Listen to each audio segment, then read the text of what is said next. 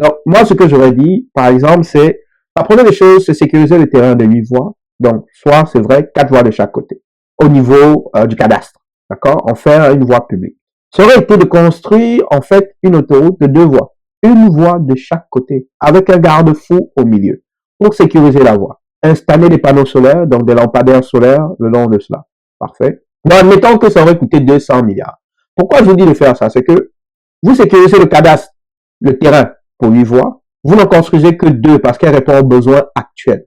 À 500 000 véhicules, vous n'avez même pas besoin de 2 voies de chaque côté. C'est une voie de chaque côté avec un garde-fou pour sécuriser le tour au milieu. D'accord? Si dans 10 ans, la population croît énormément et le nombre de véhicules croît suffisamment, vous créez la seconde voie. Donc, et je vais vous expliquer comment on procède. Donc, imaginons que ça coûte 200 milliards, comme on l'a dit, à brûler sur une autoroute. Je fais un calcul linéaire ici, c'est pas très... Donc, le simple 200 milliards pour 8 voies, cela me dit à peu près, ça coûte à peu près 25 milliards par voie, puisqu'on en a 8. Donc, mon autoroute à 2 voies coûterait 50 milliards de francs CFA. Donc, j'aurais 150 milliards de francs CFA restants. Est-ce que vous êtes clair avec moi? Alors, ce que j'aurais recommandé au Burkinabé, c'est, avec votre 150 milliards, ouvrez un fonds d'investissement dans lequel vous déposez 75 milliards dans un fonds appelé le fonds des générations, avec pour objectif de financer une partie des travaux progressifs liés à l'agrandissement de l'autoroute dans le temps. Donc, en gros, une somme est investie dans les marchés financiers afin qu'elle génère un rendement, un revenu, et qu'elle croît au fil des ans et permette le financement ne serait-ce que partiel de l'agrandissement de l'autoroute future et de l'agrandissement de cette autoroute, en fait. Donc, je prends un exemple. Disons qu'on achète une obligation de 10 ans d'Afrique du Sud. Hein. Présentement, les taux sont autour de 7%, 7-8%.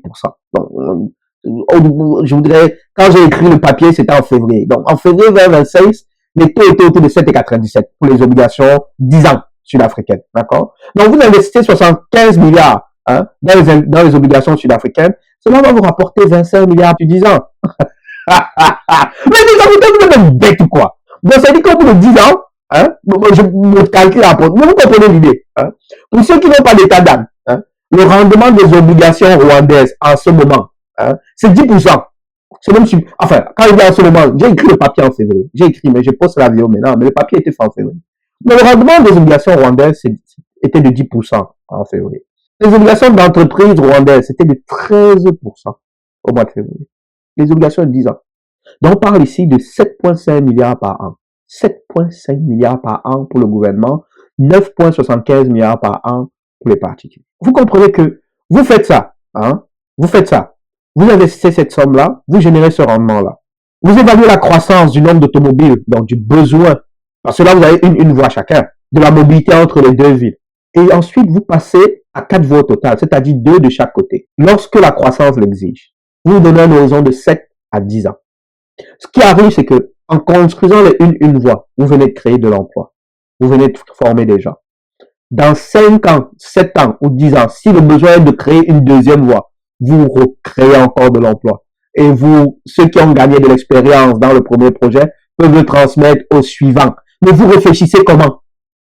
Le reste des 75 milliards, je l'injecte dans le budget pour améliorer les conditions de vie. Parce que rappelez-vous, les premiers projets, hein, les 2 voies, m'avaient coûté seulement 50 milliards. J'ai mis 75 milliards en investissement dans un fonds générationnel. Il me reste 75 milliards. Je l'investis massivement dans l'amélioration des conditions de vie de mes citoyens. Santé, éducation, financement d'entreprises. Je peux aller encore plus loin. Même le reste des 75 milliards, je l'investis au marché, mais sauf que cette fois-ci, mon rendement annuel, je l'encaisse. Ça veut dire que j'ai des milliards supplémentaires chaque année à remettre dans l'amélioration des conditions de vie de mes citoyens. Bon, j'ai dit 25, une dizaine de milliards. Je peux me tromper sur les chiffres, mais vous faites le calcul vous-même. Vous aurez les bons chiffres. Ne m'emmerdez pas.